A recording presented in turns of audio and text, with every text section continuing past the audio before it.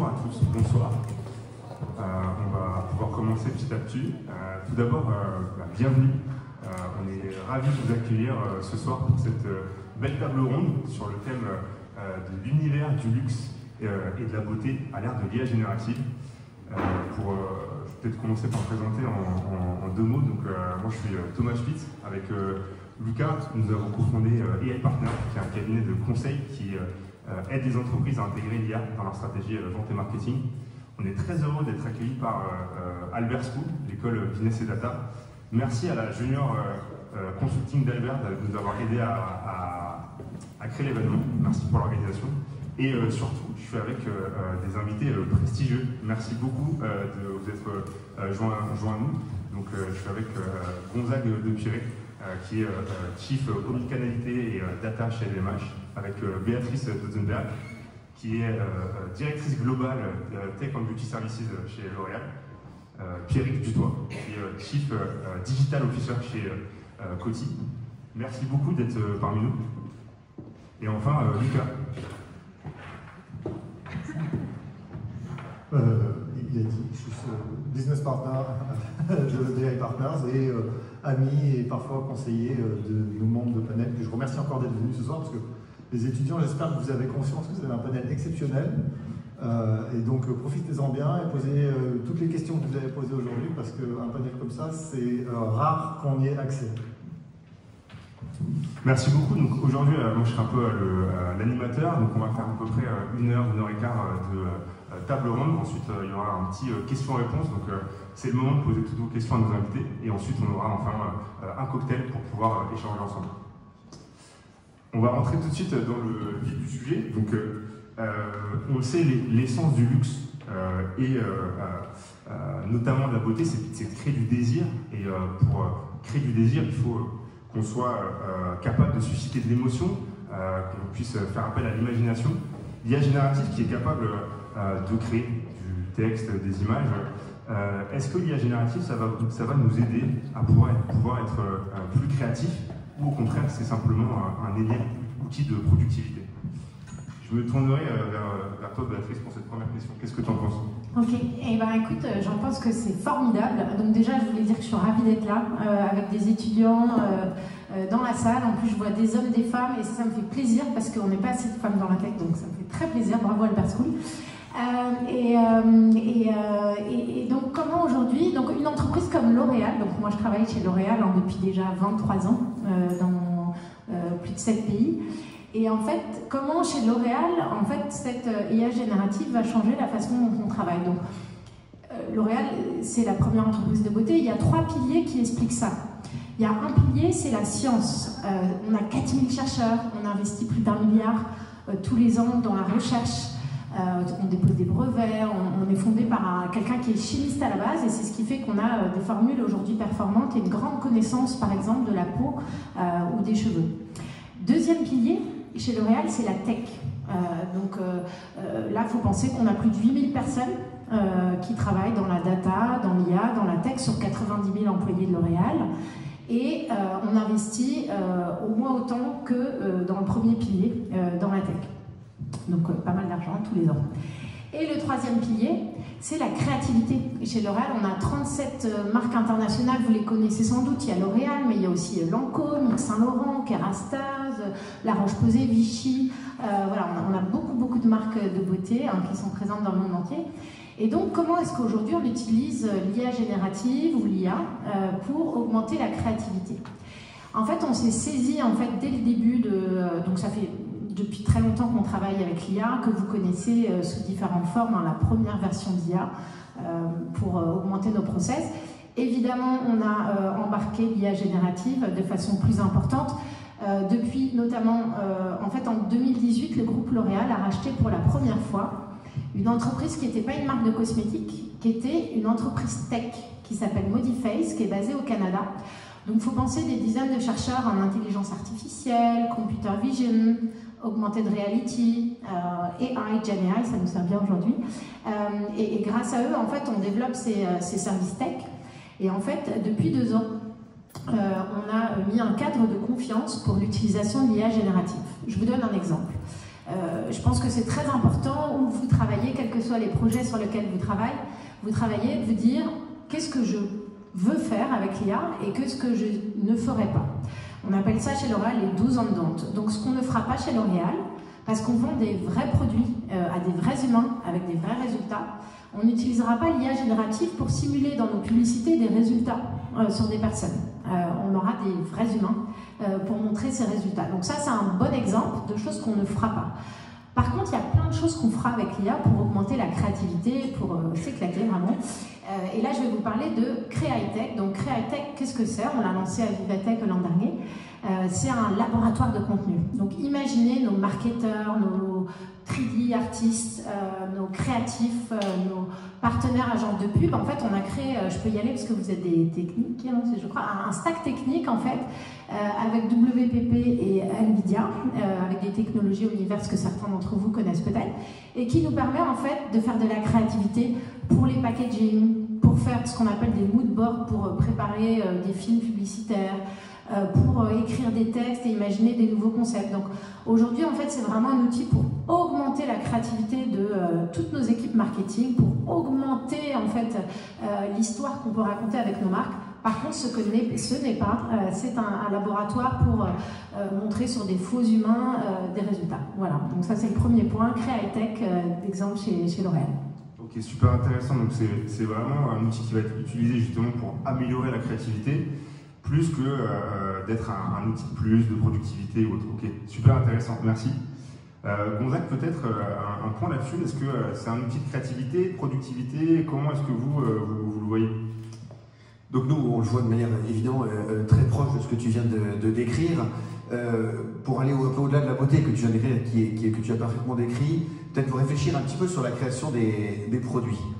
Bon, alors, on est avec des vrais gens qui connaissent vraiment la data. Donc sur l'IA, on cherche toujours à réduire les biais et la volatilité, si j'ai bien compris. Donc ça c'est fondamentalement pour standardiser un peu les choses. Donc fondamentalement, je comprends que c'est une vraie question. Ce que tu poses, c'est est-ce que l'IA n'est pas quand même fondamentalement incompatible avec la créativité? Donc je pense que c'est une vraie question. Et je pense qu'il y a effectivement un vrai risque. Je me mets dans le mode de la fashion pour changer totalement. Imaginons qu'il y a plein d'outils d'IA qui disent bah, attendez, vous savez, tel truc, c'est les tendances du moment, on va créer tel produit, etc. Et que cet outil d'IA, eh ben, en fait, il va influencer tous les studios de toutes les marques, de LVMH, mais aussi des concurrents, et finalement de la même manière, parce que c'est les mêmes tendances, c'est les mêmes trucs, etc. Et donc petit à petit, année après année, fashion show après fashion show, bah, hop, tout ça va se mettre dans les mêmes tendances de tout le monde, etc. Et finalement, les vrais créateurs, bah, ce sont ceux qui finalement n'auront pas l'IA. Donc c'est une question qui est hyper pertinente. Elle est d'autant plus pertinente que moi je suis ultra convaincu de l'aspect productivité. C'est-à-dire qu'on n'en a pas parlé, parce que, voilà, mais c'est un outil de productivité de dingue. Mais comme ça va être tellement productif qu'on va être tous hyper tentés de l'utiliser. Donc, y compris dans les studios de création dont je parlais tout à l'heure. Et donc, je pense qu'il y a un énorme risque d'une utilisation non éclairée de l'IA dans la création. Donc, c'est pour ça qu'on insiste beaucoup sur voilà, l'éducation à l'utilisation des outils d'IA. Donc, énormément. Et on y va vraiment, mais on y va de manière très, très, très prudente. Et vous pouvez voir, en fait, toutes les marques de luxe sont en fashion vont exactement sur ce même rythme-là, voire même encore plus lent, parce que très grande prudence pour ne pas toucher à l'accident créatif, au génie créatif, à la vraie création fondamentalement d'un artiste qui ne cherche pas à plaire. Un artiste, quand il fait une peinture, il ne cherche pas à faire une peinture qui plaît, une sculpture qui plaise ou quoi que ce soit. Il va chercher à faire quelque chose qui exprime sa propre vision du monde, et puis après, bah, ça trouve un écho dans le public ou ça ne trouve pas. Parce qu'il aura réussi à faire passer cette vision-là. Donc ça, il faut garder ça. Et ce qui demande, voilà, une utilisation éduquée de l'intelligence artificielle. Donc on travaille par exemple avec l'IFM, avec l'Institut français de la mode. Et on travaille avec des étudiants, on met un peu ces outils d'IA générative dans leurs mains. Et puis, bah, on essaie de voir avec eux comment ça influe sur le processus créatif. Alors on les a binômés avec des élèves d'une autre école, qui est sur le plateau de Palaiso, chaque étudiant, en faisant, de créer des binômes, et puis comme ça, qui les aident à fine-tuner les modèles, etc., etc. Donc c'est un truc qui est assez marrant. Et puis on essaie de voir, puis il y a des chercheurs qui sont un peu autour, qui les regardent, qui sont comme dans un bocal, et comment est-ce qu'ils vont créer peut-être un peu des fashion shows, qui vont être un peu différents, parce que créés avec de la générative, mais avec cette utilisation éduquée. Donc voilà, on apprend, mais prudemment. C'est super intéressant. Nous, on aime bien la notion de co-intelligence. En fait, on a l'intelligence humaine avec l'intelligence artificielle, et où finalement l'intelligence artificielle, elle va être au service de l'intelligence humaine. Donc c'est un outil qui va décupler peut-être la créativité. C'est un peu ça que j'entends dans ce que super intéressant. Merci beaucoup. Puis Eric, peut-être un avis sur tout ça? Productivité 100%, donc ça, je crois qu'il y a vraiment zéro débat, il y a une productivité évident, donc ça, et encore une fois, on s'emballe autour de l'IA aujourd'hui. Quand on est dans la tech depuis un moment, je viens chez Mythic en 2010, on utilisait déjà du machine learning pour trouver les cohortes qui vont faire que ça convertit mieux sur les chemins, etc. Donc c'est vraiment pas nouveau en vrai. Les capacités de calcul sont meilleures, etc. Mais c'est là depuis bien longtemps, et ceux qui sont réveillés en disant « Oh, je veux faire une boîte d'IA », super, c'est là depuis longtemps. Donc la data est importante. Sur la créativité, alors l'approche, le concept qu'on a un peu chez nous, alors Coty, on fait la cosmétique et des parfums. Donc il y a des éléments quand même fondamentaux de gain de productivité qui vont vers plus de créativité, qui sont quand même dans toutes les recherches, les formulations. Il y a des éléments de gain de rapidité ou des choses où l'IA peut aider à trouver, alors je ne vais pas dire des nouvelles molécules tout de suite, mais en tout cas des combinaisons des choses et de tester des choses qui peuvent permettre d'aller beaucoup plus vite. Sur la créativité design en tant que telle, l'approche que l'on a nous, elle est d'abord métier, c'est-à-dire que si vous prenez la photo, l'évolution de la photo, tout le monde criait Photoshop, etc. En fait, ça a permis quand même des éléments de créativité où le développement technologique autour des objectifs, etc., ont permis des éléments de créativité que les créateurs ont su s'approprier pour aller plus loin. C'est un peu la philosophie, c'est-à-dire que l'outil n'est pas l'élément qui va faire la créativité, mais c'est un élément qui va induire une certaine part de créativité différente, et les gagnants de demain dans la fashion ou ailleurs sont ceux qui auront su s'approprier ces outils-là pour pouvoir faire du ping-pong intelligent avec l'IA, pour pouvoir aller plus loin. Aujourd'hui, vous avez un certain nombre de gens qui écrivent des choses, qui ont besoin, en fait, ils utilisent l'IA comme un ping-pong pour aller faire échanger des idées et aller plus loin. Alors, il y a le risque du biais et de ces éléments-là où il ne faut pas s'enfermer dans un certain nombre de choses, mais c'est là que ceux qui feront la différence sont les vrais créateurs, qui vont aller challenger et qui vont aller plus loin. Mais donc, c'est pas l'effet waouh de l'IA générative qui nous sort une image à laquelle on n'aurait jamais pensé. Pour nous, gentils non-créateurs, évidemment, ça paraît génial, mais enfin, c'est un truc de pimpin en vrai. Et les vrais créateurs vont savoir utiliser ça, et je pense qu'on va voir des choses très intéressantes sur ce sujet-là. Mais on n'est qu'au tout début. Après, il y a quand même plein de choses qu'il va falloir calibrer. Je vais juste rebondir sur un tout petit point que tu as dit qui est super intéressant, c'est qu'il va falloir qu'ils s'approprient l'outil. J'en ai parlé un petit peu à des vrais seniors, des vrais créateurs, à des très très grands seniors de la mode, et ils sont allés beaucoup plus loin. Ils vont utiliser l'outil comme nous, les techos, ou nous, les lambda, on n'avait jamais pensé qu'ils l'auraient utilisé de cette façon-là. Et ils ont dit, en fait, ils vont casser l'outil. Il m'a utilisé ce mot-là, et je trouve que c'est fabuleux. En fait, ils vont casser l'outil, et la comparaison que j'adore, c'est Jimi Hendrix qui brûle sa guitare sur scène. Ce jour-là, le rock'n'roll a changé d'air. Et en fait, c'est un peu ça. Il a brûlé sa guitare sur scène, un truc de fou. Il y a peut-être un jour, voilà, et cette même personne, il m'a raconté un truc, donc je lui parlais il y a un an et demi, je lui parlais de l'IA, mais c'est un vieux senior de LVMH. Bon, je parlais de l'IA, il m'écoutait gentiment, il était très poli et tout ça. Et puis à un moment donné, je lui dis, ouais, le vrai problème, c'est les hallucinations. Vous luttez tous contre les hallucinations. Et là, clac, il lève un sourcil et dit, mais c'est justement ça qui m'intéresse. Voilà, par exemple.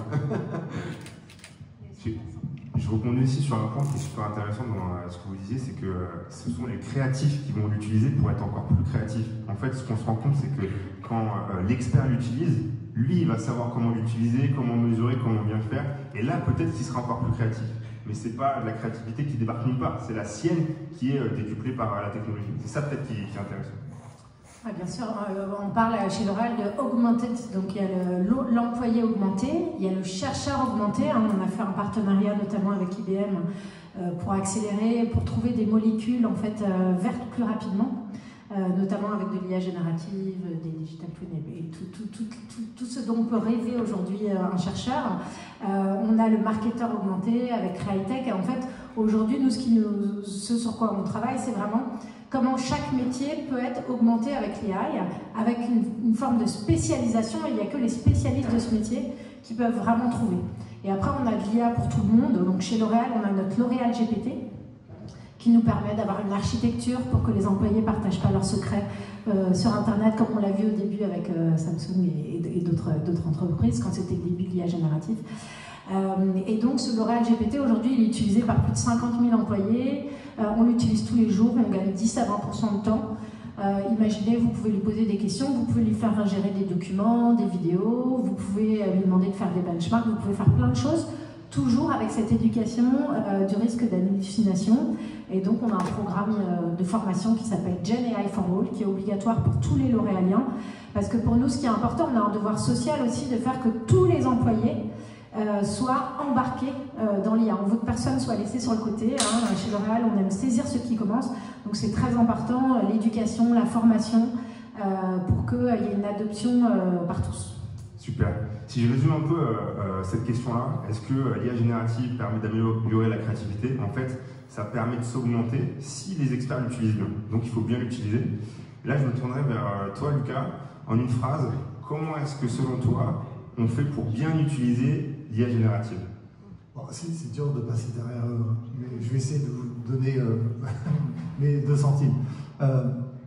Il y a 2 choses qui me frappent. D'abord, c'est que, comme ça a été très bien dit, l'IA va travailler en partenaire créatif avec les directeurs artistiques, avec les créatifs de toutes ces sociétés, et ils vont, eux, construire quelque chose qui sera en alignement ou en opposition. Ils vont casser l'outil, ils vont être inspirés à aller contre une suggestion de l'IA. Donc c'est vraiment un sparring, un ping-pong, comme on l'a dit, qui va avoir lieu. Ce qui me paraît aussi important de dire, et ça a été un peu dit tout de suite, c'est que dans ces industries-là, on crée du désir, donc on fait de l'image, on fait de la vidéo et on fait du texte. On est dans une multimodalité de l'IA.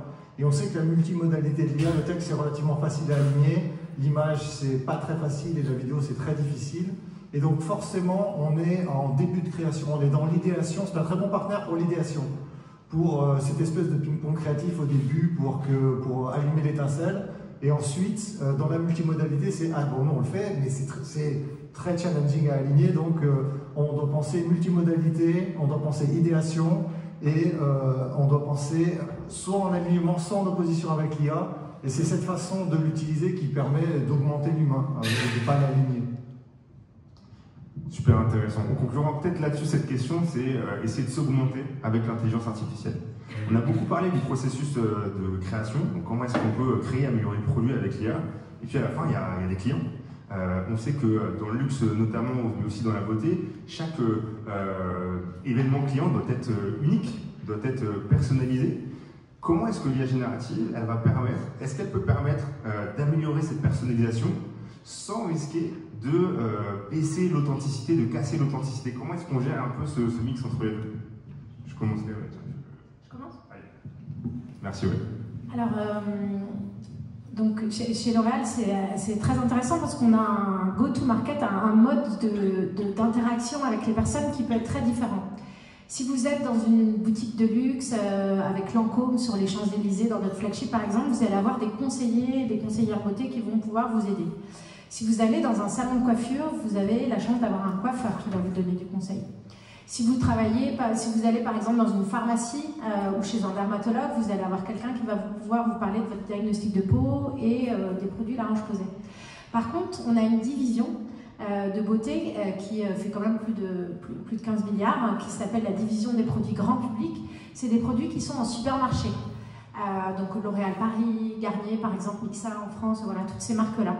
Et donc c'est une division de self-service. Donc en fait, vous n'avez pas d'humain pour vous aider. Et on a aujourd'hui, donc nous, la Beauty Tech, ce qu'on s'attache à faire, c'est résoudre des problèmes d'humains. Donc vous faites de la data, des techs du produit, donc vous savez de quoi je parle. On cherche toujours quel est le problème qu'on veut résoudre.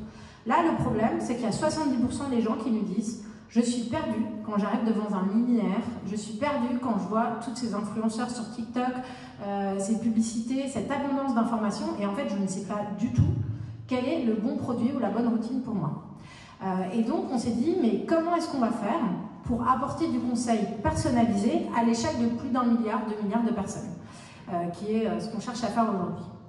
Et donc, on a commencé à travailler il y a 2 ans avec cette idée. On veut créer un compagnon de beauté pour les personnes tout au long de leur vie. Et déjà, pour commencer, par ce premier acte qui est comment on les aide à trouver, comme un conseiller ou une conseillère beauté en magasin.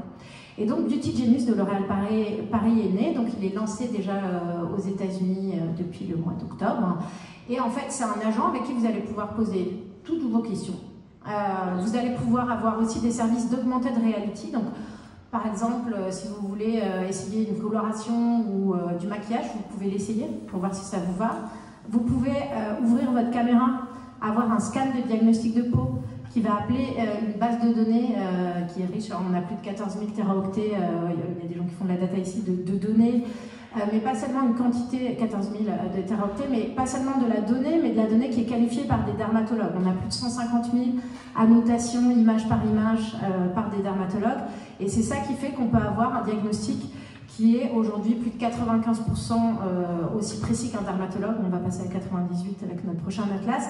Et c'est ça qui nous permet en fait d'avoir vraiment un conseil beauté qui est très approprié. Et c'est passionnant parce que vous imaginez l'architecture tech qui est en dessous. Voilà, on a notre service Generi plateforme de L'Oréal qu'on utilise. On a ce qu'on appelle un Beauty Genius Brain qui est un peu tout le savoir-faire de la marque L'Oréal Paris parce que c'est sur la marque L'Oréal Paris qui est là. Donc, vous devez, quand vous avez une conversation, travailler sur le ton. Quand on travaille en marketing, le tone of voice. Donc, c'est quoi le ton de voix L'Oréal Paris? Quand quelqu'un va ouvrir le matin et dire « je me sens moche aujourd'hui, aide-moi », et déjà, c'est « you worth it ». Donc, comment est-ce qu'on se ressent cette espèce de confiance en soi, de good vibe? Comment est-ce qu'on adapte la marque dans une conversation beauté? Comment est-ce qu'on fait? Donc, on sait tous que l'IA générative, c'est des probabilités. Donc les probabilités, ça veut dire qu'on ne contrôle pas 100%. Donc chez L'Oréal, on n'aime pas ça. Imaginez une marque qui fait 7 milliards d'euros de chiffre d'affaires, vous n'avez pas très envie qu'elle aille dire n'importe quoi à des clients. Donc comment est-ce qu'on fait pour s'assurer en fait d'une conversation la plus précise possible? Comment est-ce qu'on met en place ce qu'on appelle des garde-rails, des garde-fous? Et ça, c'est très compliqué à faire parce que si vous en mettez trop, en fait, le système ne répond pas précisément. Donc, il y a tout un savoir-faire sur comment est-ce qu'on fait bien des garde-rails qu'on a pu développer pendant ces derniers mois. Et puis voilà, donc ce produit, il y a plus de 100 000 conversations déjà, il y a des super retours. Et ce que les gens adorent, en fait, c'est l'idée de pouvoir parfois confier certains de leurs soucis, perte de cheveux, comment je me colore mes cheveux, mes premiers boutons, comment je me maquille pour mon rendez-vous Tinder, voilà, toutes ces questions. Il y a plein de gens qui sont très contents de pouvoir les poser en fait dans cet espace sûr en fait de Beauty Genius, et on n'avait pas mesuré la force de l'impact de cet espace de confidentialité. Et aussi Beauty Genius, il peut se souvenir de vous si vous avez envie, donc c'est vraiment un peu votre Beauty Genius dans votre poche. Voilà, donc c'est un début évidemment, on approche ça avec beaucoup d'humilité parce que quand vous faites du produit dans l'IA générative, que les LLM changent tous les 2 mois, que voilà, donc il y a plein de choses évidemment qu'on apprend, mais c'est vraiment une aventure passionnante et on voit que ça peut vraiment changer la relation entre les personnes et les marques. Chez L'Oréal, on a toujours rêvé d'amener la beauté à tout le monde, mais la beauté personnalisée, pour tout le monde, c'était pas encore possible. Et en fait, grâce à l'IA générative, on peut apporter la beauté ultra personnalisée, plus inclusive, plus responsable, mais à tout le monde. Et voilà, ça c'est une grosse valeur ajoutée pour nous. Et donc un gros investissement du groupe.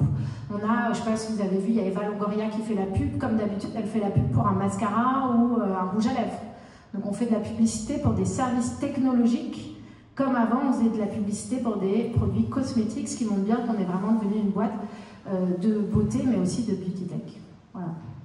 Je t'écoutais, je me disais en fait, c'est une conférence sur l'IA, mais on parle beaucoup d'humains. Et c'est ça finalement, c'est comment est-ce qu'on va changer les interactions avec tout un tas de personnes de façon plus forte. Et je trouve que cette capacité de mettre l'IA au service de l'humain, là il y a quelque chose d'intéressant. Exactement, on appelle ça la tech par les humains, pour les humains. Et dans tous les processus pour lutter contre les biais, pour tout ça, c'est vraiment comment on met l'humain à le plus d'endroits possible. Moi, je ne crois pas à un système qui serait laissé tout seul, on ne croit pas du tout à ça. Il faut d'abord comprendre quel problème humain on veut résoudre. Il faut le faire avec des humains à l'entrée, au milieu et à la sortie. Voilà, c'est notre conviction. C'est ça, on en revient à cette logique d'outils, finalement, qui est au service de l'humain. Gonzague, je me retourne vers toi. On discutait pas mal de justement la complexité dans le luxe, d'avoir une image qui est forte. Et du coup, ça va permettre d'être encore plus dans la personnalisation. Et est-ce qu'il n'y a pas un risque de venir un petit peu casser l'authenticité de la marque? Comment est-ce qu'on balance tout ça? Oui, pour le luxe, pour le coup, on n'a pas cette difficulté, comme tu l'exprimais très bien, de dire, ben voilà, il y a des produits qu'on envoie dans les supermarchés, il n'y a pas de contact humain. Le luxe, fondamentalement, se vend par un conseiller de clientèle, ou un beauty advisor, ou dans la beauté. Mais sinon, dans le luxe, voilà, il y a toujours un client advisor, et c'est cette relation humaine, voilà, qu'on cherche à cultiver, et elle est très importante dans l'expérience de vente du luxe. Donc, en fait, la réflexion qu'on s'est faite, c'est de se dire, oui, mais il y a quand même ces technologies-là qui, peut-être pas autant que chez L'Oréal, mais enfin, quand même, il y a des bases de données absolument colossales, il y a des potentialités énormes qui sont là. C'est quand même dommage de ne pas en profiter, mais il y a un risque que tu soulignes. Et donc, en fait, notre réflexion, ça a été de dire, mais finalement, le client, bon, on va chercher toujours l'excellence, le mieux du mieux, whatever cost, hein, c'est un peu le luxe, c'est un peu ça. On s'est dit, mais finalement, le client, il peut avoir accès à un conseiller en clientèle. Il peut avoir un conseiller virtuel, voilà, avec un bot qui va lui répondre et bien foutu, et d'ailleurs, qui peut lui donner parfois des meilleurs conseils que l'être humain, mais ça peut être vrai, quoi. Et il y a peut-être une troisième voie, qui est que finalement, ce soit le conseiller en clientèle, qui soit lui-même équipé du robot. Et à ce moment-là, quelque part, on a le meilleur des deux mondes. C'est-à-dire qu'on a potentiellement un client advisor qui va être augmenté lui-même, on en revient à l'idée de ça, qui va garder l'authenticité de la marque, qui va garder l'authenticité de la relation humaine avec le client, tout en étant aussi bon, je dirais, que le chatbot, parce qu'en fait, il l'aura avec lui. Et finalement, on parlait de médecine un peu tout à l'heure, mais finalement, c'est comme un médecin. Enfin, on peut aller voir un médecin, on trouve ça bien quand on a des difficultés, etc. On peut dire qu'il y a un robot médecin qui va être peut-être même techniquement meilleur que le médecin. Mais finalement, est-ce que le mieux du mieux, c'est pas d'avoir un vrai médecin qui est assisté d'un robot médecin? Ça, c'est comme le top. Ben voilà, comme dans le luxe, voilà, whatever cost, on veut avoir le top, ben on s'est dit que c'était ça le mieux. Et ça permet de garder cette fameuse authenticité dont tu parlais. Ouais, en fait, c'est pas l'IA ou l'humain, c'est l'IA et l'humain. Et l'IA qui va permettre à l'humain, finalement, de se concentrer sur les tâches importantes, sur la relation, sur l'authenticité, et peut-être de déléguer à l'IA les tâches qui sont un petit peu moins intéressantes ou chronophages. Ouais, et ce qui est important, c'est qu'il y a aussi une éducation à ça. C'est-à-dire que si les conseillers en clientèle arrivent justement à être augmentés avec l'outil, ben c'est vraiment gagnant, parce qu'à ce moment-là, effectivement, il aura gagné du temps, même de stress, etc., pour s'engager émotionnellement et humainement avec le client qui rentre dans la boutique. Donc ça, on a tout gagné. Mais le risque, c'est que la mauvaise utilisation de l'outil, c'est qu'en fait, le conseiller en clientèle met un écran finalement entre lui et le client et se met juste à répéter ce qui est marqué sur le robot. Et alors là, au contraire, on a tout raté. Donc il y a encore un savoir-faire de l'utilisation de ces outils qui est absolument critique. Ouais, bien sûr, en fait, tout va être dans l'usage. Ça peut être un atout comme une faiblesse, et il peut y avoir un risque qui s'est mal utilisé. Super intéressant. Pierrick, toi, ton point de vue par rapport à ça, pour toi, c'est un risque? Moi, je suis contre. Non, alors, sur toute la partie beauté, je vais rien rajouter. C'est une notion de personnalisation, skincare, etc. Mais chez Coty, on a une grosse partie qui est le parfum prestige. On a des marques comme Boss, Chloé, Gucci, Burberry, etc. Le parfum, c'est une émotion, c'est une histoire, c'est un nez, c'est créé. Et je ne crois pas à l'hyper-personnalisation dans le parfum. C'est un peu compliqué. C'est en cause. Ah non, moi, je veux un parfum comme ça. Enfin, ça devient compliqué. Il y a des gens qui tentent un peu. C'est un peu particulier. Donc, on ne prend pas ce parti-là. En revanche, ce qu'on essaye de résoudre, avec l'IA, et on travaille sur un fragrance finder qu'on a testé, qui marche plutôt pas mal, qui est, il y a beaucoup de gens qui achètent du parfum pour offrir. C'est très compliqué. Est-ce que la personne va aimer ou pas? Voilà. Et donc, on travaille avec l'IA sur un fragrance finder, et on a fait des tests qui sont assez probants sur les éléments, sur comment trouver, à partir de la vraie composition d'un parfum, des notes, des émotions des gens, ce qu'on peut avoir derrière. Et donc là, on a un aspect vraiment d'aide. Donc on est vraiment dans l'aide à... C'est pas une hyper-personnalisation réellement, on prend un certain nombre de données et on essaye de rendre au mieux possible, dans un monde digital où on ne peut pas sentir encore à distance un certain nombre de choses, le meilleur choix pour guider les gens. Évidemment, quand vous êtes en boutique avec quelqu'un, vous pouvez sentir, etc. Vous avez l'émotion, vous savez, ça plaît pas. Enfin, quand bien même ça vous plaît, est-ce que ça va plaire à la personne? C'est un autre sujet.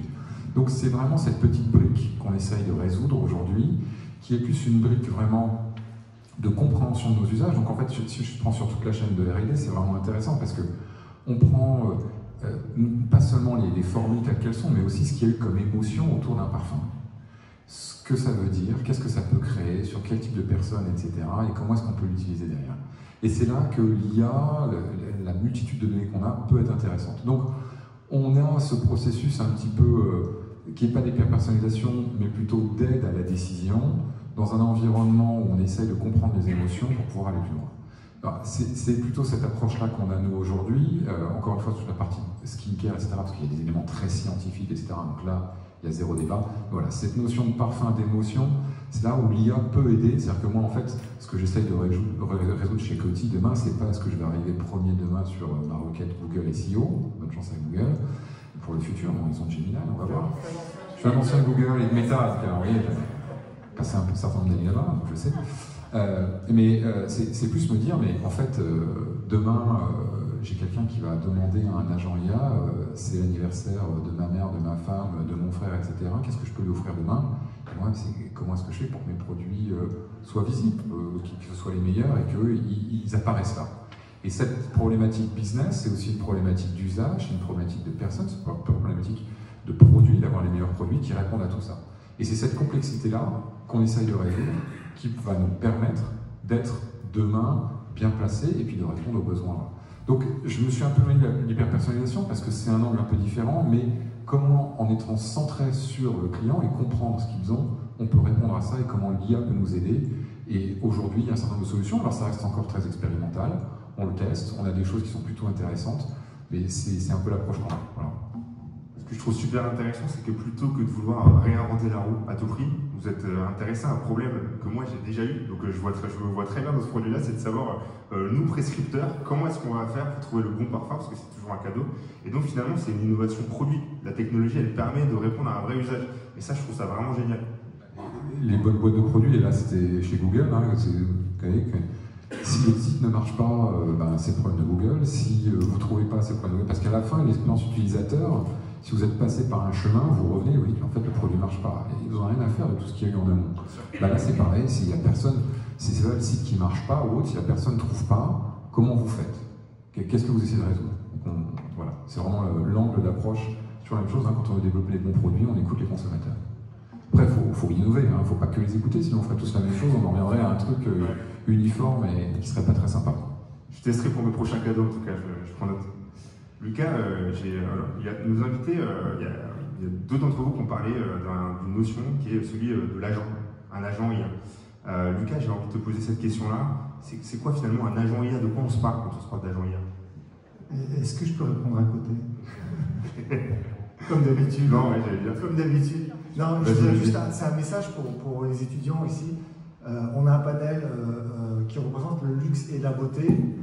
Et on parle de parcours client. Et vous, peut-être qu'à l'avenir, vous allez déployer de la technologie dans des sociétés, dans des secteurs. Et pour rencontrer des clients, il y a une matrice qui dit soit on les rencontre en ligne, soit on les rencontre physiquement.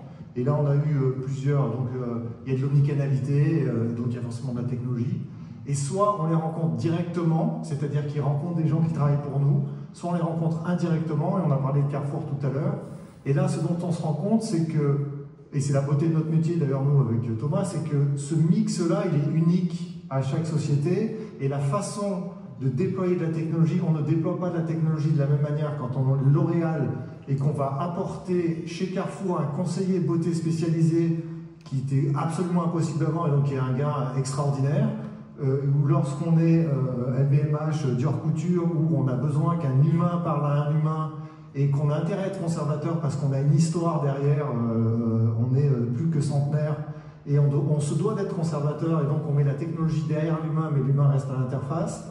Et là on est dans le cadre de la prescription conseil pour un cadeau, donc il faut vraiment que vous intégriez ça. Et si je peux vous donner une seule chose aujourd'hui, c'est cette matrice. Vous allez dans des sociétés qui vont essayer de convaincre des clients que leurs produits sont adaptés et sont les meilleurs pour eux. Ils vont le faire de manière digitale, de manière physique, de manière directe et de manière indirecte. Et vous allez déployer de l'AI dans tous ces canaux-là. Et c'est extrêmement complexe. Et détruire, vous avez autant de chances de heurter l'expérience que de la rendre meilleure. Et là, il va falloir être très très bon. Donc intéressez-vous à ces problématiques-là, de go-to-market, d'omnicanalité, parce que vous allez déployer de la technologie dans ces problématiques-là. Et les gens qui sont ici ce soir, tout le monde hoche de la tête parce qu'on a tous beaucoup d'expérience. C'est un challenge qui est extrêmement intéressant pour dire le moins. C'est intéressant parce que tu parles un peu des compétences et de la façon de le voir. Donc ça, c'est la dernière question, on y reviendra un peu, on vous posera la question, mais finalement, c'est quoi les compétences qu'il faut avoir dans un monde où l'IA se développe? Si je résume un peu, finalement, l'intelligence artificielle, elle va permettre d'améliorer le travail de ceux qui sont créatifs, de pouvoir avoir une personnalisation plus forte.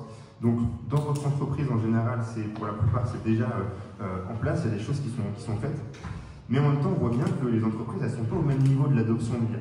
Il y a des entreprises qui ont commencé à la mettre en place très tôt, d'autres qui se posent encore la question, est-ce que je la laisse rentrer ou pas? Et du coup, j'aimerais bien avoir votre avis. Selon vous, quels sont les leviers et les freins de l'adoption de l'intelligence artificielle dans les entreprises? Alors nous, on a la chance d'avoir une transformation digitale qui a commencé en 2010, donc avec Lubomira Rocher, qui est rentrée, une jeune femme qui est rentrée très tôt au COMEX de L'Oréal, dès 2010, et le patron, le CEO d'époque, a dit 2010, c'est l'année du digital. Et donc avec ça, il y a eu 3 fondamentaux majeurs, j'en rajouterai un 4e, qui ont été posés. D'abord le e-commerce, donc ça représente aujourd'hui près de 30% du chiffre d'affaires du groupe. Deuxièmement, vous savez qu'on est le 4e annonceur mondial de publicité, tous secteurs confondus, donc l'idée d'avoir une publicité plus ciblée grâce à la data. Et troisièmement, c'est vraiment le travail avec les créateurs et les influenceurs, la présence sur les réseaux sociaux, qui a commencé très très tôt chez L'Oréal. Et en parallèle, on a créé ce qu'on appelle notre Beauty Tech Data Platform, qui est en fait cette base de données mondiale en fait, qui nous permet en fait de capitaliser sur notre présence mondiale et sur les 115 ans d'expertise beauté qu'on a. Et donc en fait aujourd'hui, c'est vrai que sans ces fondamentaux très forts, je dirais, en data, donc c'est quand même important, même si on parlait de knowledge tout à l'heure et de l'évolution de la data vers le knowledge, c'est très important d'avoir une base de données solide. Moi, mon Beauty Genius, s'il ne peut pas communiquer en real time avec la base de données produits, avec les retailers, avec les rating and review, bah, en fait, il n'a pas de valeur ajoutée. S'il ne peut pas avoir les dernières informations des laboratoires sur la transparence des ingrédients de nos produits, il n'est pas intéressant. Donc en fait, si on n'a pas une bonne base de données, ça ne marche pas. On sait que les consommateurs veulent aussi beaucoup d'éducation. Et qu'est-ce que j'ai comme contenu éducation vidéo que je vais pouvoir intégrer à Beauty Genius qui répond aux demandes. Donc en fait, le travail, je dirais, de préparation est énorme, et il y a une forme de readiness, je dirais, comment on dit en français, de préparation, enfin d'être prêt pour l'IA générative qui est quand même importante. Je dis ça, et en même temps, pour moi, c'est important de commencer très vite. C'est quand même une course, donc il ne faut pas y aller n'importe quoi, il faut définir son cadre, il faut définir ce qu'on fait, ce qu'on ne fait pas, il faut respecter les données des consommateurs, la sécurité, tout ce qu'on faisait avant l'IA, c'est vrai avec l'IA. Donc je dirais qu'il y a des principes qu'on a qui sont très forts chez L'Oréal, de transparence, d'inclusion, voilà, c'est la même chose avec l'IA. Donc je dirais qu'il n'y a rien qui change en fait, sauf qu'il faut qu'on s'assure que la tech et l'architecture tech et les LLM qu'on met en place respectent ces principes fondamentaux forts. Donc voilà, je dirais data, je dirais deuxième pilier, je dirais donc quand même une appétence chez L'Oréal, on dit on adore saisir ce qui commence. Donc il y a un nouveau LLM, on le teste, on met les mains dedans, on y va, enfin voilà, il y a des systèmes qui permettent de tester, mais je dirais qu'on a quand même des aventuriers, des corsaires, des gens qui adorent ça, et il en faut toujours un pourcentage dans une équipe pour pouvoir se saisir assez vite des nouvelles technologies, des gros poids de sable, les trucs qui s'envoient, voilà, il y a quand même cette envie de tester, de mettre les mains dans le cambouis, je pense qu'il est quand même assez important. C'est pour ça que Beauty Genius, on a choisi de le construire nous-mêmes, parce qu'on considère que c'est un atout essentiel pour le futur. Parfois on achète des choses, là on l'a fabriqué en interne. Et je dirais le troisième point, c'est l'humain. Donc j'ai vu que dans cette école, enfin il y en a deux autres, l'humain. Donc j'ai vu qu'ici vous avez une approche de l'éducation data, tech, mais pas que, en fait assez ouvert aussi. Et je pense que c'est important, c'est-à-dire que si on se dit qu'on est là pour résoudre un problème humain, la capacité à travailler avec des UX designers, avec l'équipe qui s'occupent chez L'Oréal, par exemple nous, des consumer insights, à mapper des journées consommateurs, à écouter des humains. Nous, on a un des KPI le plus important, c'est le NPS, le Net Promoter Score, qu'on mesure tous les jours. Dès qu'on fait un update sur un service, on regarde le NPS. On voit que, par exemple, le même service au Brésil, vous avez 40 points de NPS de plus qu'au Japon. Il y a aussi un facteur culturel. Les gens sont plus contents dans certains autres pays et plus exigeants. Donc voilà, il y a plein de choses. En fait, ce côté culturel, il est essentiel. Je vous ai parlé du ton, de la voix de Beauty Genius. Si j'avais quelqu'un qui était que focalisé sur la tech, il ne ferait pas attention aux mots qui sont utilisés. Et ça a un impact incroyable sur l'adoption des produits. Et le quatrième point, moi je viens du business, en fait j'ai fait les 20 premières années de ma carrière plutôt côté business, c'est en fait une analyse très claire de la valeur. C'est-à-dire qu'il y a des endroits où on gagne beaucoup en efficacité, on en parlait 10%, 20%. Il y a des endroits où c'est plus rentable de ne pas avoir d'IA générative. Et c'est mieux pour la planète. Donc en fait, il faut vraiment toujours évaluer. Nous, on a différents critères à chaque fois. Il y a évidemment le coût, il y a le coût pour l'environnement, qui a un coût pour nous tous aussi. Il y a aussi le facteur éthique. Donc on se pose la question à chaque fois sur ces 3 points. Et c'est très intéressant de modéliser en fait les impacts business et environnement de toutes ces technologies. C'est quelque chose sur lequel on se penche beaucoup. Et en tout cas, je dirais qu'avant de se lancer, on se pose toujours ces questions et on a défini un espèce de cadre d'analyse de la valeur qui, je pense, est assez robuste et qui nous aide à prendre des décisions. Je reprends le micro. Ah oui, c'est un peu différent. Donc, il y a un changement, une nouveauté, quelque chose qui est peut-être aussi important que l'arrivée d'Internet, qui est l'intelligence artificielle, et qui doit être emmené par les humains pour les humains. Et ce qui était super intéressant dans tout ce que vous disiez, c'est que si on est trop tech, en fait, on va rien réussir à faire, parce que la tech pour la tech, ça marche pas. Et si, au contraire, on n'utilise pas du tout l'IA, en fait, on va pas gagner suffisamment de productivité, on va se faire dépasser. Donc il y a un juste milieu à faire, et pour ça, il faut développer des nouvelles compétences. Et donc, ma dernière question, c'est celle-ci. Pour les étudiants qui sont dans la salle, quelles sont les compétences qu'il faut développer pour être un bon manager de l'IA demain, pour être un bon explorateur, corsaire, pour maîtriser l'IA? Je te repasse le micro.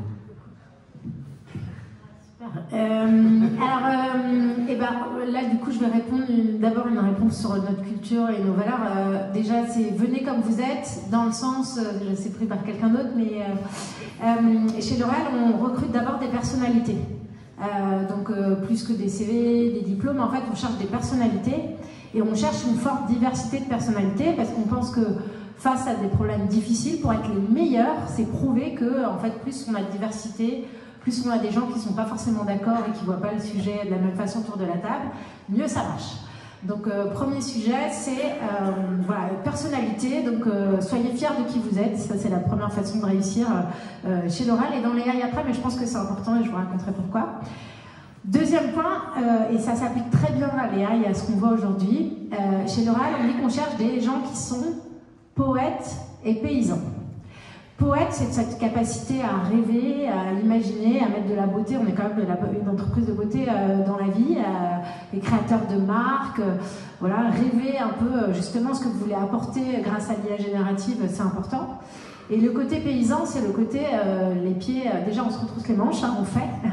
Donc, on parle, mais on fait. On avance, on teste, voilà, on se lance quoi. On prend des risques.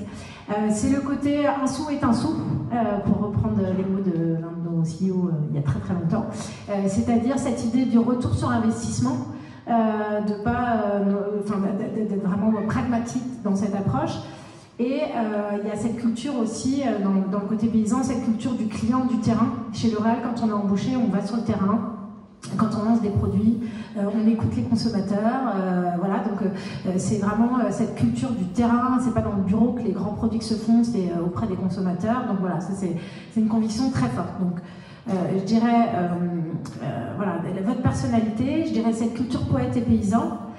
Troisième point, c'est saisir ce qui commence, donc une forte curiosité. Curiosité pour les gens, curiosité pour ce que pensent les autres, curiosité pour ces nouvelles technologies qui arrivent, qu'est-ce que ça veut dire.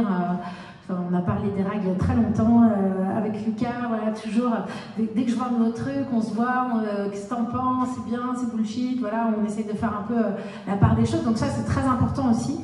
Je dirais aussi dans les différentes approches.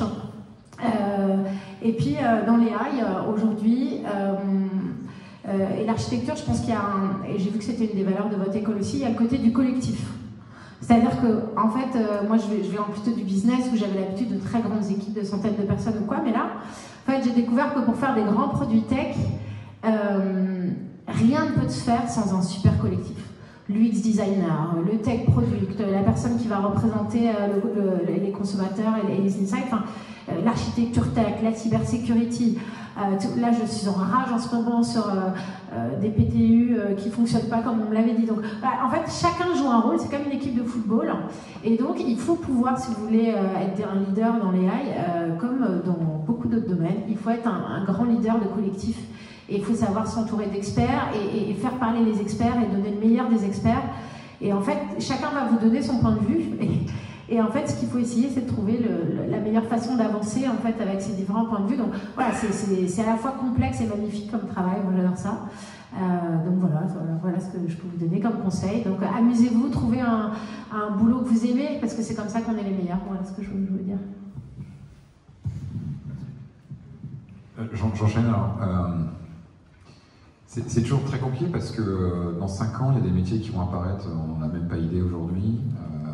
Dans 10 ans encore, c'est la même chose. Moi, quand j'ai commencé mes études, le métier de CDO n'existait pas, le digital n'existait pas dans ce format-là. Et quand je vois mes enfants aujourd'hui et ce vers quoi ils vont, voilà, bonne question. Il y a des principes quand même de base qu'il faut suivre. Au-delà de la notion du collectif, c'est vraiment cette notion de la curiosité envers les gens et de travailler en équipe. Sans équipe, vous faites rien. C'est pas possible. Et malheureusement, aujourd'hui, dans une culture de l'individualité, de le moi-je suis le plus fort et autres, le travail d'équipe est compliqué. Je viens d'une formation où l'équipe était clé parce que c'était la survie, parce que je suis passé par l'armée. Et que donc, quand vous êtes en Afghanistan, en fait, vos potes, ils sont là pour vous, quoi. Et c'est une équipe. Et quand vous êtes sur un plateau tactique en Afghanistan et que vous avez un vrai problème qui arrive, vous avez chacun qui a son rôle et travaille tous ensemble. Il n'y a pas de guéguerre entre les uns et les autres. Et c'est ça qui fait l'efficacité. Et donc vous, si vous trouvez votre place dans ce collectif, que vous êtes conscient de la valeur que vous apportez dans ce collectif, et que vous avez la curiosité de comprendre ce que font les autres, alors vous arriverez à quelque chose. Et c'est ça au-delà. Alors évidemment, il faut être très bon technicien, il faut être très bon, ça, c'est toujours, il faut être le meilleur, enfin soyez les meilleurs, parce qu'il n'y a même pas de débat. Et on n'est pas là pour être des slackers à rien foutre et tout, ça c'est n'importe quoi, ça n'arrivera jamais. Soyez les meilleurs, bossez, il n'y a qu'un truc.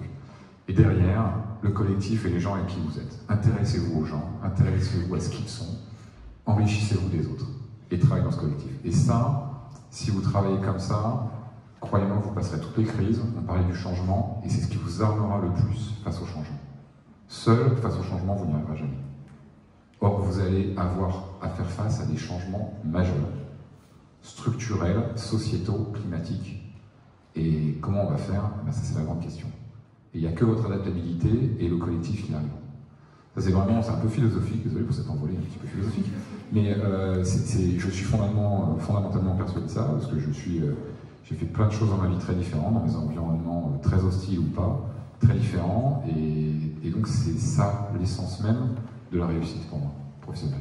Voilà. Bon, facile de passer après, mais bon.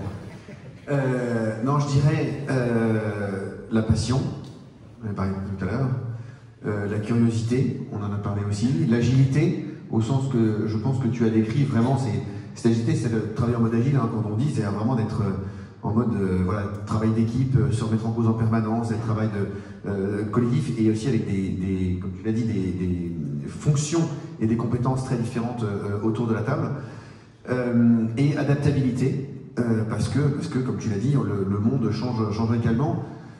Tu as dit tout à l'heure, je viens de passer le cap, donc des 50 ans aussi comme toi, enfin comme tu vas bien laisser bientôt, donc je vais pouvoir te donner des leçons. Mais tu as dit au début, c'est comme le changement d'Internet, c'est même encore plus grand que le changement d'Internet. Mais je voudrais juste l'illustrer pour vous, parce que vous ne pouvez pas vous rendre compte ce que c'est qu'un monde sans Internet. Donc imaginez dans une boîte où on recevait, et quand je dis ça, c'est réel, moi j'ai commencé ma carrière, c'était comme ça. Les résultats des ventes du Japon étaient envoyés par fax une fois par mois. Et ça, c'était comme ça qu'on gérait les boîtes, quoi. Et ça marchait. Il y a même des gens qui ça marchait, voire mieux. Mais bon, ça c'est... On va se mettre ce débat de côté. Parce que voilà, c'est inéluctable. Et maintenant. Donc ça veut dire quoi? Ça veut dire que, en fait, évidemment, tout le monde a appris à travailler avec les technologies. Donc c'est un aspect très individuel. Le deuxième truc que tu as dit, Lucas, qui est hyper important, c'est que les ways of working, la façon de travailler, a changé. Mais elle a changé des points de vue individuels, mais elle a changé de façon collective. C'est-à-dire que, évidemment, les processus dans l'entreprise n'ont plus rien à voir.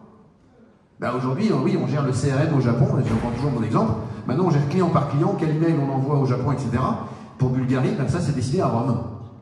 Tous les jours, boum boum. Voilà. Parce que les boîtes de luxe, c'est des boîtes ultra centralisées, tout est fait par le HQ. Donc ça veut dire que le processus de communication avec les clients n'a plus rien à voir avec ce qu'il était avant. Et troisième élément, c'est que les organisations elles-mêmes ont changé. C'est-à-dire que la fonction de CDO n'existait pas, mais il y a plein de fonctions qui existaient, qui existent aujourd'hui, et demain il y a plein de fonctions, et puis il y a des fonctions qui ont disparu, et il y a des fonctions qui vont disparaître.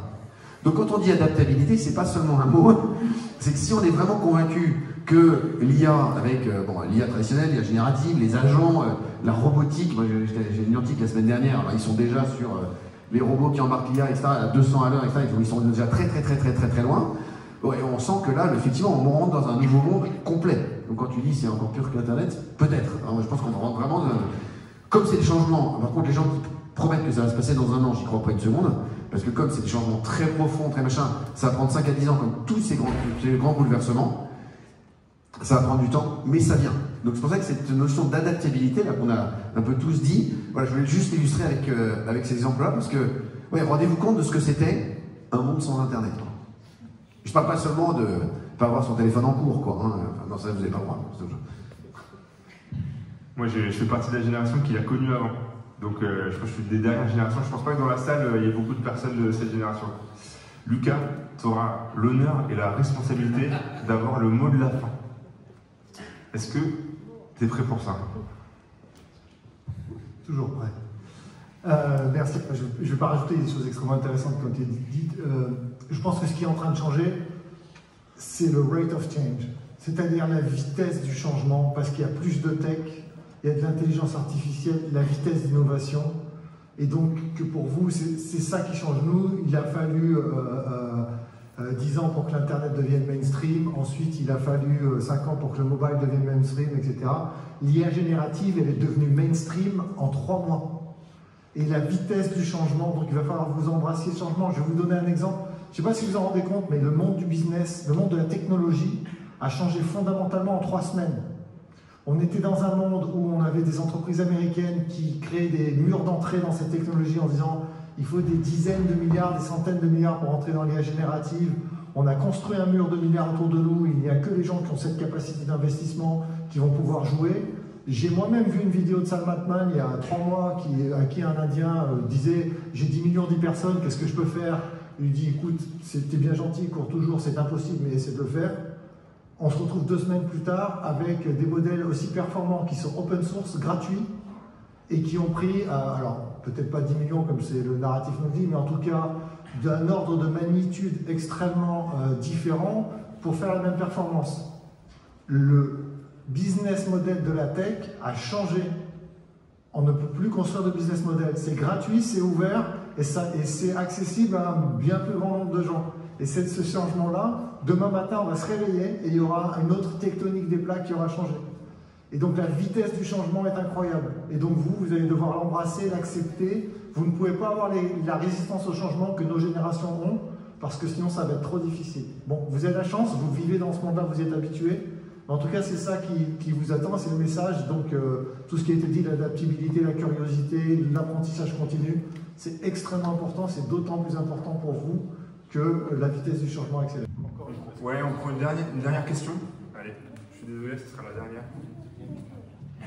Après on reste et on pourra aller. Déjà, merci beaucoup pour votre intervention, c'était super intéressant. J'ai noté ma question pour pas oublier. Donc aujourd'hui, dans le luxe, mais aussi dans la beauté, mais principalement dans le luxe, toutes les maisons investissent dans le développement de leur data client, que ce soit à travers leurs efforts sur la collecte de la donnée, l'unification des bases ou l'analyse des comportements clients. L'objectif, c'est d'améliorer l'expérience client, c'est aussi d'affiner les stratégies business. Dans tout ça, à quel niveau est-ce qu'on peut intégrer de l'IA dans l'exploitation de cette data client pour préserver l'authenticité de l'expérience, mais aussi cette relation ultra personnalisée qui est dans le luxe?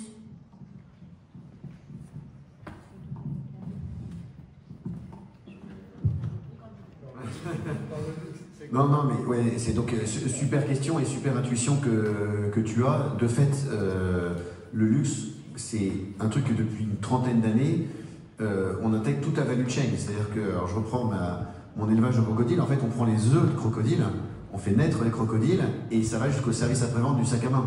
Donc quand je dis toute la chaîne de valeur, c'est vraiment toute la chaîne de valeur qui est ultra intégrée. Et cette chaîne de valeur ultra intégrée, elle permet effectivement, je dirais nativement, de capturer la donnée client totalement. On vend alors, un tout petit peu en dehors de nos propres magasins, mais enfin c'est peanuts quoi. Donc de fait, ça fait des années qu'on connecte beaucoup de données clients en direct.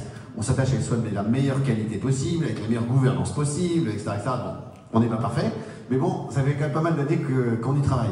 Et donc, c'est pas à vous que je vais le dire, mais ce que j'ai appris, c'est que quand on a beaucoup de data et plutôt de pas trop mauvaise qualité, on peut faire plein d'algos qui peuvent servir à plein de choses. Voilà. Donc en fait, c'est même, je dirais, on en fait pas mal de trucs en supply chain, comme je disais tout à l'heure, mais je veux dire, la vraie particularité du luxe, c'est qu'en fait, on a exploité en IA énormément cette data client pour faire des CRM qui soient ultra personnalisés, ultra machin, et que ça aide les clients, les conseillers clientèle en magasin. Que je disais tout à l'heure, c'est-à-dire que la relation client, elle est toujours one-to-one, entre un client advisor et son client. Mais en fait, les client advisors, ça fait maintenant pas mal d'années qu'ils sont équipés d'apps, ce qu'on appelle de clienteling. Donc en fait, ils sont sur le shop floor, ils rencontrent un client, etc. C'est très bien. Puis ensuite, ensuite, ils vont faire un peu de clienteling, donc ils se mettent dans l'arrière du magasin. Et là, en fait, ils peuvent écrire à leurs clients. Parce qu'en fait, ils ont une certaine base de clients qui leur sont attitrés. Puisque c'est du one-to-one. Et donc, après, ils en ont des centaines. Donc, qu'est-ce que je vais faire avec tel client? C'est quoi ma next best action? Là, il y a des propensity scores, des machins comme ça, qui sont issus d'algo. Il y a Louis Vuitton qui vient de sortir sa dernière collection totalement incroyable. À qui je vais la pousser? Quels sont les clients qui ont le plus de chances d'acheter le nouveau truc de Pharrell Williams? Bon, là pareil, hop, l'algo, hop, propensity score. Et donc, ce qui fait qu'au lieu d'avoir 2 chances sur 100 d'y arriver, l'algo, il me donne à 13, 14 chances sur 100. Donc je suis vachement plus motivé, je le fais beaucoup plus, etc. Ensuite, il y a le canal avec lequel je dois le donner. Ouais, ensuite, et puis maintenant, il y a les GenAI. C'est-à-dire que maintenant, le texte lui-même, est-ce que je vais envoyer un WhatsApp, un SMS, un truc, un mini-mail, pour pousser tel produit, tel machin?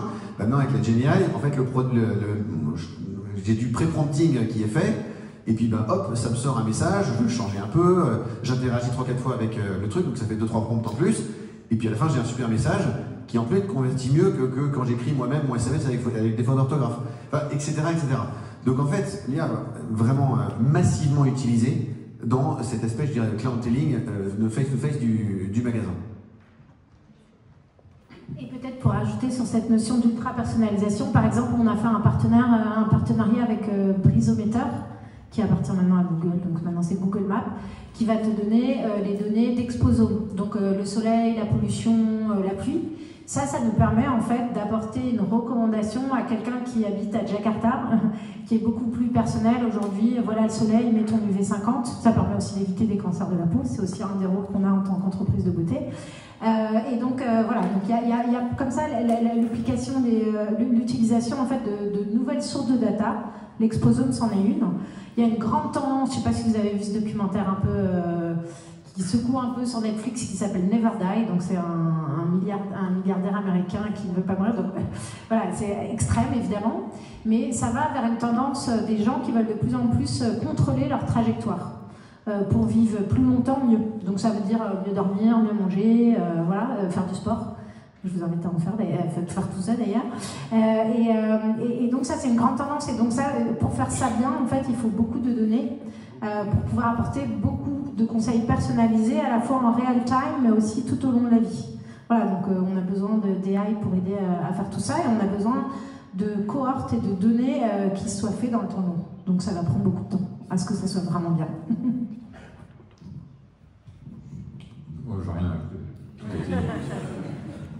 Je veux juste souligner quelque chose, c'est que dans toute cette problématique de technologie, digitalisation et d'AI, la donnée, c'est le minerai. C'est le minerai brut. Et tu parlais dans le travail qu'on a fait ensemble, on s'est rendu compte qu'il y avait un gisement de minerai à exploiter, à raffiner, et qu'on est bon avec sa technologie, mais on est aussi bon qu'avec sa donnée, avec le niveau de sa donnée. Et c'est aussi, Pierrick, sans rien trahir, une conversation qu'on a eue quand tu es arrivé ici tout à l'heure. La première chose à faire, c'est de la donnée, de la technologie et des humains, et il faut de la combinaison, il faut travailler sur les trois, mais sans donnée, il n'y a pas d'essence dans la machine, et la donnée, c'est l'essence, et c'est vraiment extrêmement important dans vos carrières. Vous allez voir le temps que vous allez passer à nettoyer de la donnée. Vous pensez que vous allez faire de l'AI, vous allez passer 50% du temps à réconcilier de la donnée, mais on en est tous là, ne vous inquiétez pas, c'est normal.